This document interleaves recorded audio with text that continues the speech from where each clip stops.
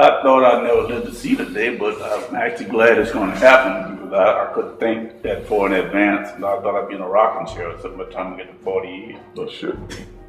It's amazing how the years have gone by, and to even think that it's been 40 years since we pledged and went through all this, and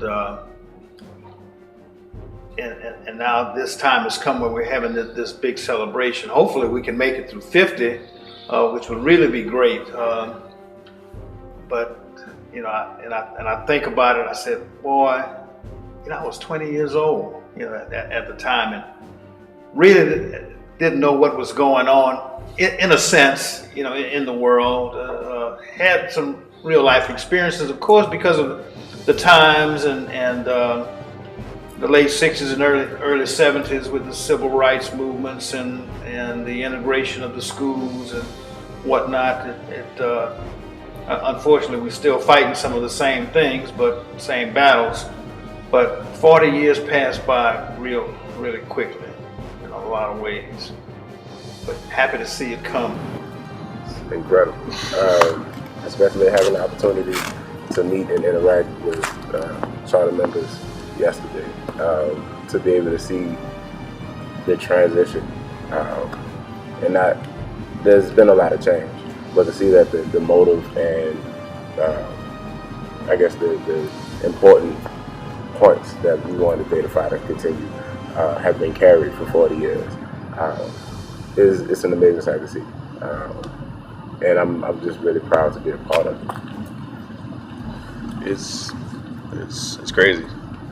Good crazy, of course, but for the fact that, like I said, I've grown up, my grandfather crossed as Xavier Beta Tau, and just to kind of hear the stories, like from him carrying a block of ice around the track, by Tag Armory, and hearing my uncle's stories, and to see the growth, from being a host chapter and then separated and still flourishing, and continue to flourish and continue to flourish after that, and just kind of seeing the different, hearing the different stories and seeing the different faces and kind of putting names with faces, and just to really interact with, different people and see what avenues, what field, career choices they chose, how their stories of success and, what move, what they decided to do and stuff like that is just really interesting more than anything. Man, I'm glad to see that the chapter has gotten there. Sometimes, you'll talk to bros and you'll hear, oh, we started in the 30s or we started in whatever decade that they started in, and oh, y'all ain't got nothing on that. We were dealing with different circumstances at the University of New Orleans. In the 30s, you couldn't come to UNO. Well, UNO wasn't here. But in 58, you couldn't come to UNO. And so when you think about the progression at our institution for us to be able to actually have a chapter, and that's why a 1973 date is so great. And so prominent, because this is where social change was happening in this country. And so for us to say that we started in 1973, and we've pretty much been on campus continuously throughout the course of that time frame, is amazing. And to see the changes here on our campus, even in the 11 or so years now that I've graduated from the institution, and to see some of the new buildings, some of the new facilities that have been here. And I know the folks who were here in the 70s or 80s are looking at a totally different campus, but the great thing is it's still here and we're all tied. And so to me, the significance is Theta Phi was founded, Theta Phi was established, as mostly a citywide chapter, initiating brothers from Loyola and Tulane. And I think that's great in itself, that in a way we've spanned off children to have schools that can have their own chapters, but those things initiated and started here at the University of New Orleans. It's amazing to have come this far from 1973 being the first Black Greek-led organization on campus and remaining the most dominant Black Greek-led organization on campus to this day. Is an astonishing feat. Yeah, I think it's amazing, especially considering, everything that the chapter has been through and the university alone, and we still, the chapter has still been able to come back and uphold this name. I think the anniversary banquet is just going to be epic in itself. Just getting an opportunity to meet fellow brothers from the past, from Theta Phi, and just being in their presence, and just exchanging stories and learn about our brothers that we haven't met yet. Man, I'm excited, man. I mean, I'm so excited. I mean, it's just something I'm happy to be a part of, and to see all the older brothers who are just excited as we are. I mean, I'm ready for it. I'm ready for it. I think it's a huge step in our fraternity. It's a huge step for our chapter, especially being on a predominantly white campus, and to have something that we can give to both the people and also for ourselves. I mean, man, it's going to be fun. It's going to be good, and I just think that with the proper planning, it's going to be something that we should never forget. I think it's huge. I think it shows hard work. I think it shows perseverance. I think it shows how viable we really are, right? People don't get to see 4 years. People don't get to year 2. There are plenty of organizations that flop year 1. And the fact that we have the infrastructure and the people to carry on a legacy for 40 years, I think speaks to the caliber of an Alpha Man. Not only as an organization, but specifically at the University of New Orleans. It speaks to the impact that we've been able to make, because there are plenty of times where we're here at the mercy or at the grace of the president, and if we were not conducting ourselves in a manner that was befitting of not only Alpha Phi Alpha but UNO, then we wouldn't be here. I mean, I think it's a big milestone for the chapter. I know how important the chapter played when it first started by also accepting guys from Tulane and Loyola to come over as well. So I could see how Theta Phi plays a significant part with Alpha in the city. They're also, it's a milestone, and to have the charter members still around at the 40th is a great chance for brothers to meet them, and who haven't met them, they've learned about them, but they have not met them. And it's just great that a lot of the brothers are still around to attend and be able to socialize and get together.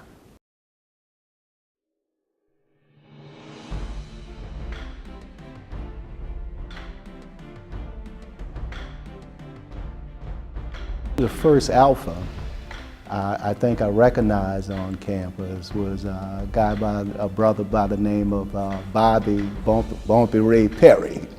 Very outgoing, broad smile, and you would always hear him, before you see him. And somebody told me he was an Alpha, so, but when I really got involved and said I'd like to pledge is when I met Keith Lewis. Spring 03, man, was interesting. I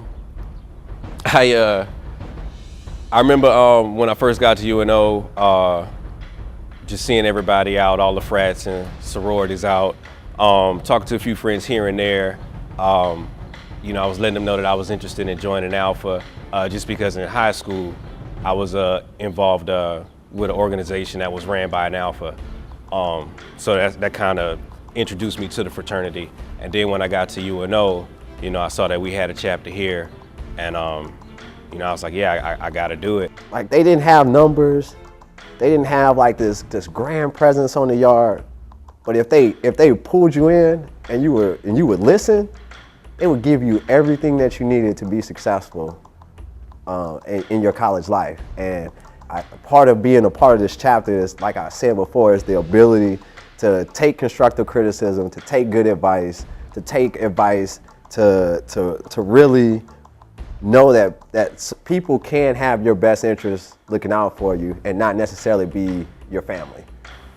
I would have to say it was chaotic coming back to campus after Hurricane Katrina, which occurred in the fall of 2005. Nothing was really in place at that time on campus or in the area. My line brothers, none of them had homes per se. I had line brothers who were living in hotels, trailers, and gutted homes, so we didn't really have stability on campus or in and around the city at that time. Joining the fraternity in spring 2000, we were told that our job was to help bring the mantle of Alpha back. Hence the line theme, the icebreakers. We were breaking the ice for the new millennium. And so me and my line brothers, we were specifically charged with, we have to reinvigorate this fire that we call Alpha, this whole persona on our campus. And so a lot of work went into that, so not only through membership intake, but also through programming. What program were we doing? How are we gonna grow the chapter? what type of awards could we go for? What were our relationships with other chapters? You know, could we start to really make a presence for Theta Phi? I mean, I lived, breathed everything Alpha.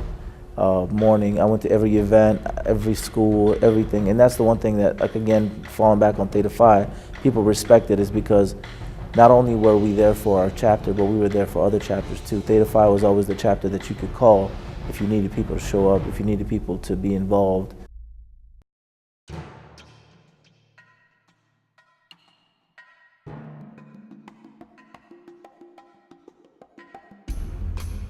Well, we think we did it just from the reputation that we established. You know, they'll see what we did or the line behind them did, and we always tell them you have to do better than that previous line did. So it's always a bar was set it kind of like immediately, you know, because we wasn't going for nothing subpar than what we already had.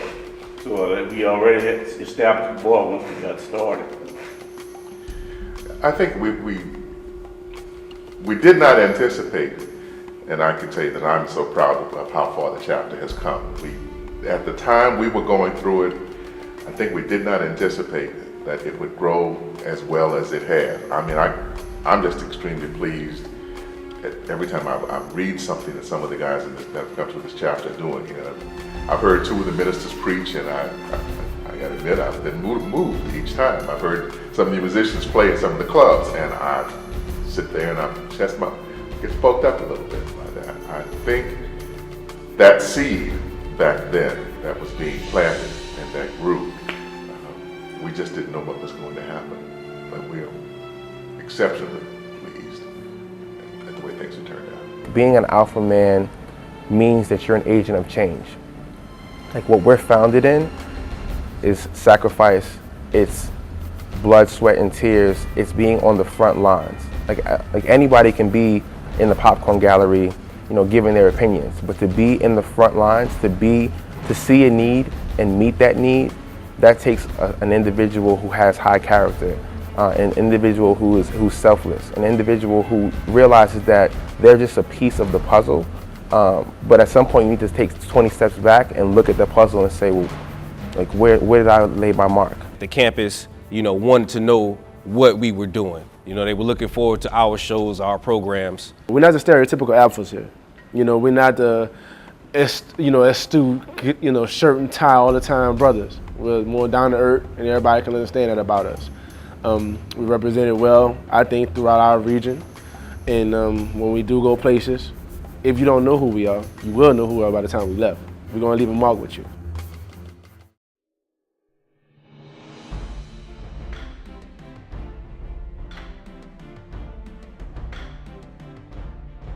There's always more that you can do. And I don't think I'll ever not feel like that. So I'll go through times where, I feel like, it may be a kind of a valley for the chapter because I feel like there's so much more, because I was there when it was 4 people, and I know what you can accomplish with 4 people. I know what you can accomplish with 1 person. So if you got 4, and even if you got 2 that's not even all the way bought in, like, I know what you can accomplish. It's not an excuse.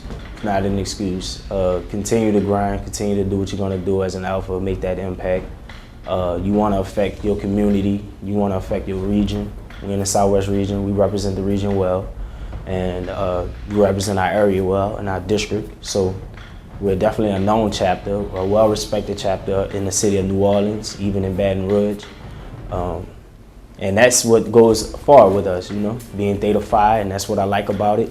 Even though we're not big, we are represented well, and we do have a strong movement and good recognition. Theta Phi has never let their numbers stop them. So regardless of what the situation was, whether we have 20 brothers on the yard or if we just have 2 at a party, there's not going to be anything that we're going to allow us to stop us.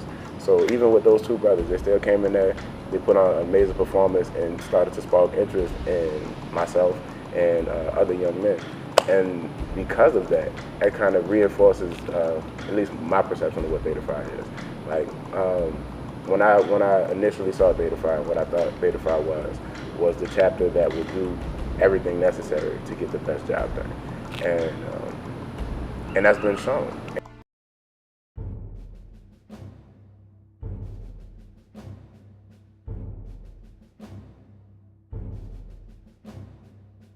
finish what you started.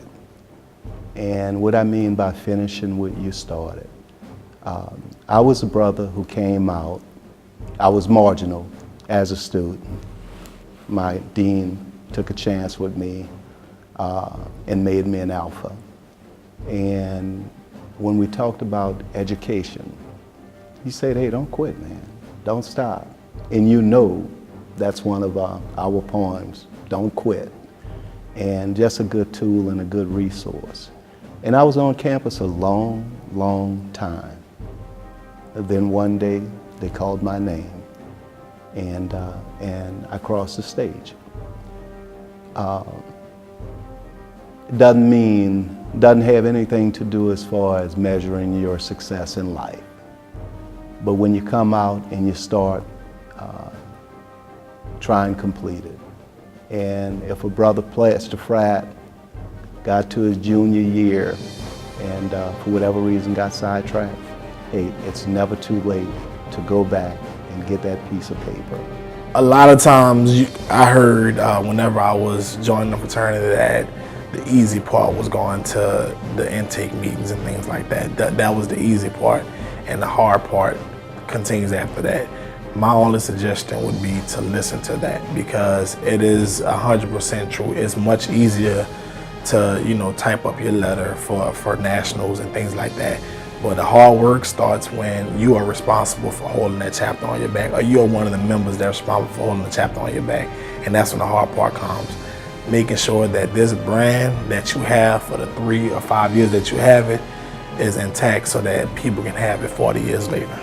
Never one time have I ever felt like I was lesser of a person, or, not a part of this organization because of the color of my skin or my heritage or anything like that. And, and just to tell anybody that just may be interested, don't let that discourage you. Brotherhood is a brotherhood. It doesn't matter where you're from, what you are, what you do. It's just, when the connection is there, and it's crazy because I used to go to every convention, and every time someone will meet me, if they see me, and I give them the grip, it didn't matter. That's it. Everything else was gone. It was just that light that's inside of us you superseded everything else. There's twofold reason why we were called Greater. It was Greater Theta Phi. And one was because this chapter had the responsibility of being citywide. We were taking in people from other campuses that didn't have a chapter. The other was that it was expected that we were going to be the best. Greater Theta Phi means that the aspirants who came through here it was understood you were going to do greater things than anyone else. We hope that prospectively everybody continues to live up to that goal. We want you to be the greatest, and we want this chapter to continue to earn the name Greater Theta Phi.